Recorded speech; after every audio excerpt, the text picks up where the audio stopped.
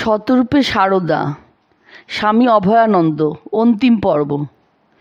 জয়রামবাটিতে শ্রী মাকে দেখলাম ভিন্ন রূপে। কলকাতায় উদ্বোধনের বাড়িতে যেমন দেখেছিলাম ঠিক তেমন নয়। মা এখানে ঘরোয়া সাজে ঘোমটা ছিল না, সরলতা আর পবিত্রতার প্রতিমূর্তি। যাবতীয় গৃহস্থালির কাজে তিনি নিরত।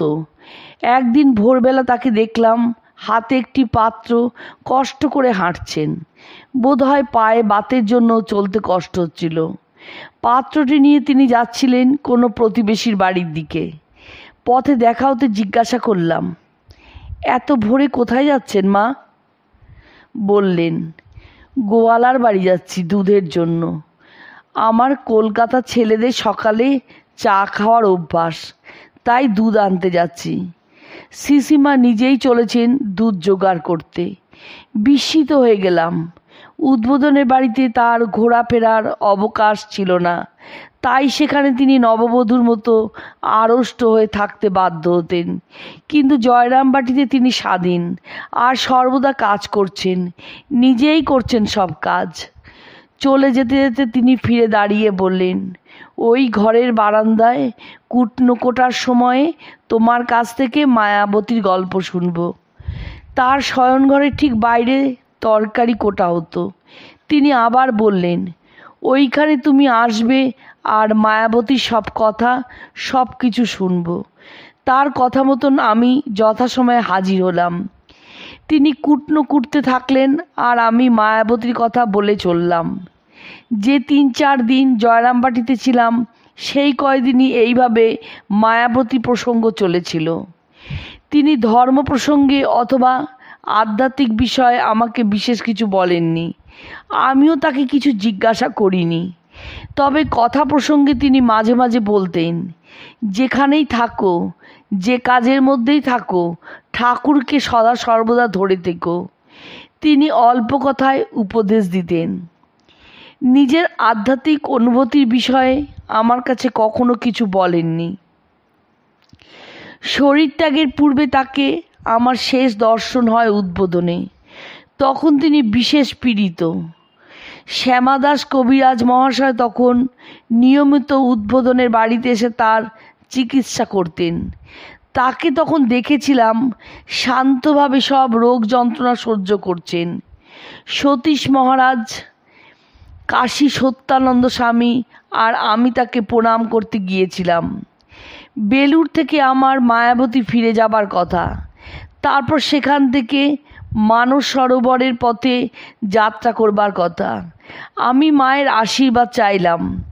সব শুনে তিনি বললেন, বাবা, আমি শুনেছি মানস বড় দুর্গম তীর্থ, খুব সাবধানে থাকবে। যাই করো সর্বদা ঠাকুরকে ধরে থেকো। মানুষের পথে আমার একটি আশ্চর্য দর্শন হয়, স্বপ্ন দর্শন। এই সূত্রে বলে রাখা দরকার, আমার সাধারণত দর্শন জাতীয় অভিজ্ঞতা হয় না। মানস তীর্থে যাওয়ার পথে আলমোড়া জেলার ভিতর এক জায়গায় কয়েকদিন আমরা বিশ্রাম করেছিলাম। সেখানে কয়েকজন পরিচিত ব্যবসায়ীর আতিথ্য গ্রহণ করি। একটি ছোট বাড়িতে আমাদের থাকতে দেওয়া হয়েছিল। সেইখানেই প্রথম অথবা দ্বিতীয় রাতে আমি একটি স্বপ্ন দেখি। ঘুম ভাঙার পর ঘড়িতে দেখেছিলাম রাত তখন 2টো। স্বপ্নে দেখলাম শ্রী মাকে। মাকে যেন অপূর্ব সাজে সাজানো হয়েছে, চরণ দুখানি আলতায় রাঙানো, সুন্দর পরিষ্কার একটি শাড়ি পরনে, গলায় ফুলের মালা। মাকে দীপ্তিময়ী দেখাচ্ছিল। যেখানে মাকে এনে রাখা হয়েছে সেই জায়গাটিও স্পষ্ট দেখেছিলাম। সেটি হলো গঙ্গা তীরবর্তী সেই স্থান যেখানে এখন তার মন্দির। অনেক লোকের সমাবেশ সেখানে দেখলাম, কিন্তু মাকে ওরা কাঁধে বয়ে এনেছে না গাড়িতে এনেছে তা বুঝতে পারলাম না। ভিড়ের মধ্যে 3 জনকে স্পষ্ট দেখেছি, মাখন সেন, সুরেশ মজুমদার এবং ওই দলের আর এক ভদ্রলোক যার নাম এখন মনে করতে পারছি না। আশ্চর্যের বিষয়, দ্বিতীয়বার এই দৃশ্য অথবা শ্রীসীমাকে কেন্দ্র করে অন্য কোনো দৃশ্য স্বপ্নে আসেনি। মানস থেকে ফেরবার পথে আমরা তাকলাকোটে বিশ্রাম করেছিলাম। তাকলাকোট একটি বড় ব্যবসার জায়গা। ওখানে তখন সাধারণত পণ্য বিনিময় ব্যবসা চলতো, অর্থাৎ ভারতীয় জিনিসের বিনিময়ে ওই জায়গার জিনিস পাওয়া যেত। পশম আর পশমের তৈরি জামা কাপড়ের আদান প্রদানই ছিল প্রধান ব্যবসা। ভারতের বাসিন্দা ভুটিয়ারা ওখানে তাদের জিনিসপত্র নিয়ে গিয়ে ব্যবসা করত। ভারত সরকারের পক্ষ থেকে একজন কমিশনার ওখানে গিয়ে দেখাশোনা করে আসতেন, দরদাম বেঁধে দিয়ে আসতেন। লোকজন নিয়ে তিনি একটি বিরাট তাঁবুতে থাকতেন। যাওয়ার পথে তাকে দেখিনি, কিন্তু ফেরবার পথে সেই অফিসারকে দেখলাম। অফিসারটি পাঞ্জাবের অধিবাসী। যেখানে তার সঙ্গে দেখা হলো সেখানে থেকে তার তাঁবু কিছু দূরে। ভদ্রলোকটি আমাদের সেই তাঁবুতে নিয়ে যাওয়ার জন্য বিশেষ আগ্রহ প্রকাশ করলেন। আমাকে নমস্কার করে তিনি বললেন, মহারাজ, আপনাদের জন্যই অপেক্ষা করছিলাম। তার তাঁবুতে গিয়ে আমাদের খুব আরাম হলো। সেখানে দুই একটা খবরের কাগজ আছে, দেখতে পেলাম। তিনি প্রথমে আমাদের সেসব পড়তে দিলেন না। চা খাওয়ার পর তিনি জানালেন, রামকৃষ্ণ সংঘের পক্ষে একটা দুঃসংবাদ আছে। পাঞ্জাব থেকে প্রকাশিত একটি খবরের কাগজ তিনি আমাদের পড়তে দিলেন। দুটি দুঃসংবাদ ওই পত্রিকায় ছিল। প্রথম খবরটি হলো শ্রীশ্রীমা দেহত্যাগ করেছেন।